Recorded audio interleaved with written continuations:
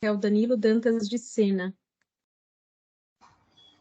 Estou com a palavra, Excelência. Pode iniciar, doutor. Excelentíssima senhora magistrada, trata-se de ação penal na qual se imputou ao acusado os crimes de roubo com causas de aumento pelo concurso de pessoas, emprego de arma de fogo e restrição da liberdade.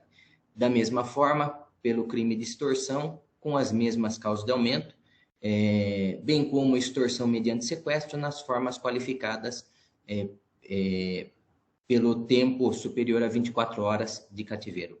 Para além disso, imputou-se ao acusado também o crime de organização criminosa. Ao termo da instrução processual, o parquet requereu a procedência da ação penal nos termos da inicial.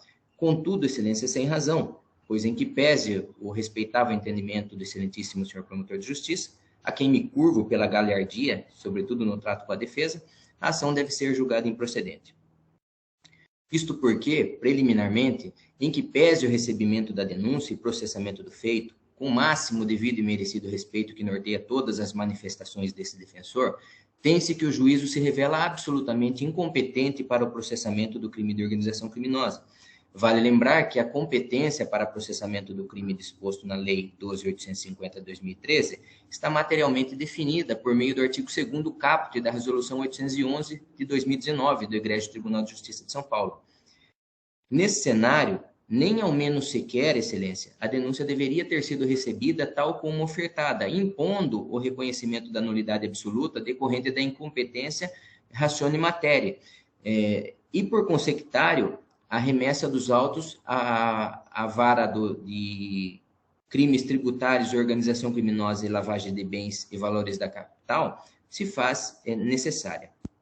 Entretanto, excelência, se reputardes ausentes os elementos de prova, a caracterização do crime de organização criminosa, sobretudo pela ausência de comprovação de estabilidade e permanência, o que em tese avocaria a competência para processamento do feito pelo juízo, ainda é o caso de acolhimento da tese de ilicitude da prova decorrente de reconhecimento realizado em solo policial, à margem do disposto no artigo 226 do Código de Processo Penal.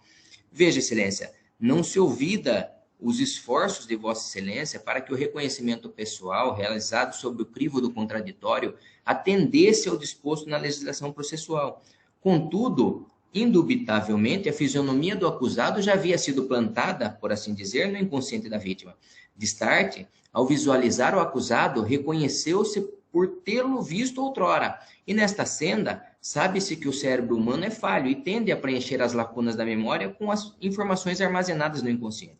Isso fica muito claro a partir do segundo depoimento prestado pela vítima, aos 13 do 3 de 2023. Vale lembrarmos que naquela oportunidade, ao contrário do que fez em solo policial e no primeiro depoimento, a vítima disse que só teria condições de reconhecer o criminoso que permaneceu com ela no cativeiro.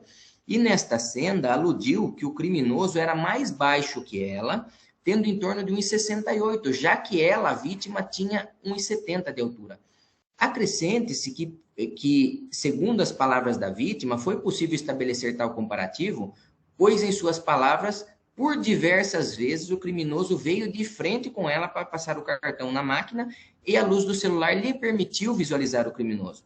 Desse modo, o reconhecimento da nulidade do reconhecimento fotográfico realizado em solo policial, sobretudo o reconhecimento de que mencionado procedimento pode ter ensejado o reconhecimento pessoal em juízo, é medida de justiça que se impõe.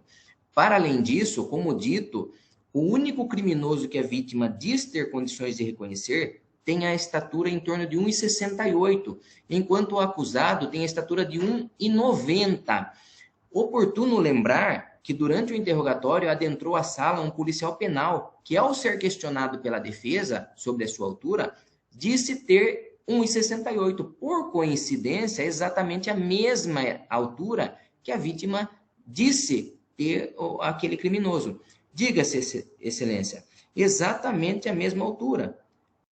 Nota-se no vídeo a discrepância de altura com o acusado. Inclusive, nesse ponto, foi até observação de Vossa Excelência, ao questionar a defesa se ainda assim haveria necessidade, pois como ficou muito claro aquela diferença de estatura. Em que pese a informação de folhas 911 apontando que o acusado possui altura de 1,80, o acusado possui 1,90 de altura, o que evidenciou em comparação à altura do policial penal na presente data. E não fosse suficiente, o acusado possui uma tatuagem em todo o pescoço e uma cicatriz no queixo, sendo certo que a vítima disse que o criminoso que ela teria condições de reconhecer não possuía tatuagens ou sinais aparentes que o identificassem. No mérito, excelência, não há uma única prova sequer do cometimento do delito pelo acusado. Nenhum pertence da vítima foi apreendido consigo, em sua residência, tampouco em seu comércio. Para além disso, nenhum ilícito foi apreendido com o acusado. Assim sendo, o reconhecimento realizado pela vítima restou isolado nos autos. Diga-se, reconhecimento realizado naquela primeira audiência, onde ele disse que reconhecia 2, depois passou a não reconhecer mais 2, o conflito da estatura, enfim. E não obstante a relevância da palavra da vítima em crimes patrimoniais, não se pode olvidar que o reconhecimento deve ser confirmado por outros elementos de prova colhidos nos autos. E vale lembrar que, não obstante William e Giovanna tenham feito alusão ao acusado Danilo, imprescindível considerar que eles são réus e foram presos em flagrantes. E, para além disso, não comprovam o envolvimento do acusado Danilo. E ainda que se admita a versão do acusado William e Giovanna, não há quaisquer provas de que o acusado Danilo tivesse conhecimento da origem ilícita dos valores, tampouco prova de que tenha auferido qualquer proveito do crime. Vale lembrar que a negociação se deu exclusivamente entre William e a pessoa de Lúcifer. Ressalte-se, excelência, que foram realizadas diversas transferências bancárias, mas nenhuma delas para contas de titularidade do acusado. Destarte, o que se tem é a palavra de um dos acusados, aliás, de 2 dos acusados, diga-se, presos em flagrante, alegando que Lúcifer teria sido apresentado por Dantas. E só. E na mesma toada, não foi identificada nenhuma conta bancária do acusado com movimentação atípica ou máquina de cartões em nome do acusado que tivessem relevância ou que tivessem sido utilizadas para a empreitada criminosa. Tampouco foi apreendido algum pertence da vítima em posse do acusado. Insisto, excelência, não há nenhuma única prova sequer que rume na direção do reconhecimento. De mais a mais, tornemos os olhos ao crime de organização criminosa, disposto no artigo 1º, parágrafo 1º e artigo 2º, parágrafo 2º da Lei 12.850 de 2013. Saliente-se que nenhuma das testemunhas inquiridas tinham conhecimento de envolvimento pretérito entre os acusados, tampouco tinham conhecimento da prática de outros crimes anteriores, inviabilizando a caracterização de crime de organização criminosa.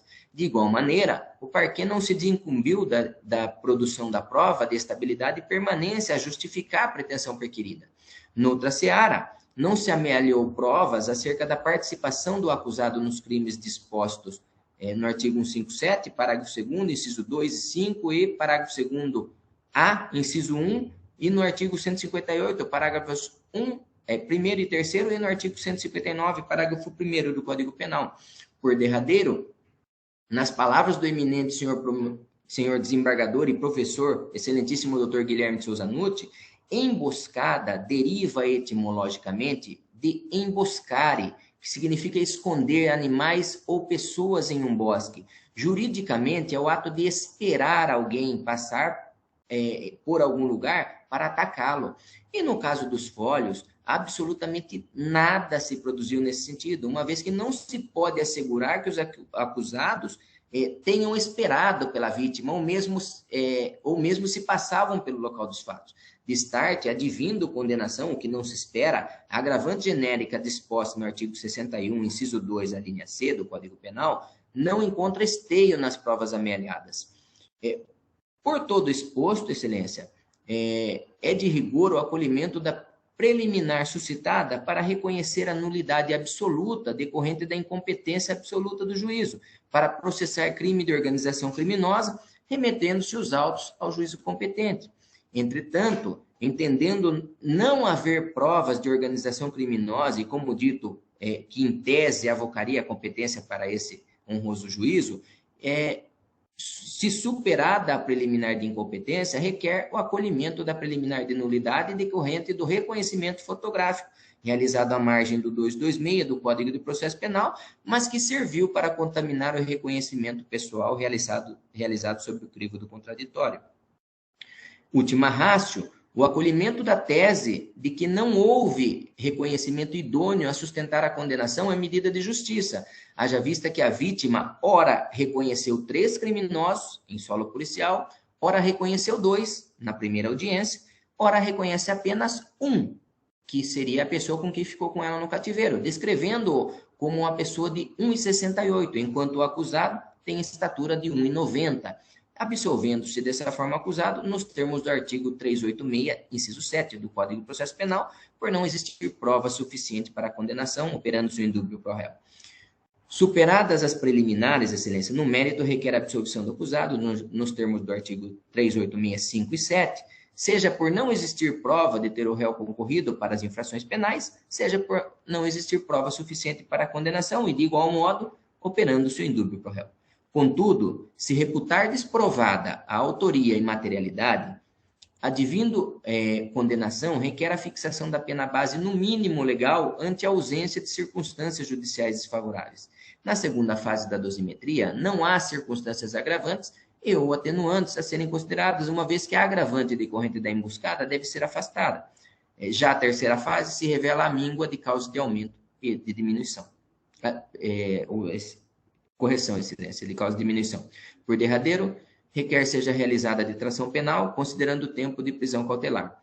A partir do patamar que terá se acomodado a reprimenda, requer a fixação de regime semiaberto. Ao contrário do dito pelo excelentíssimo senhor promotor de justiça, o réu é primário, e ainda que assim não fosse, seria o caso de aplicação da súmula 269 do Egrégio Superior Tribunal de Justiça, fixando-se da mesma forma o regime semiaberto. Assim se requer, excelência.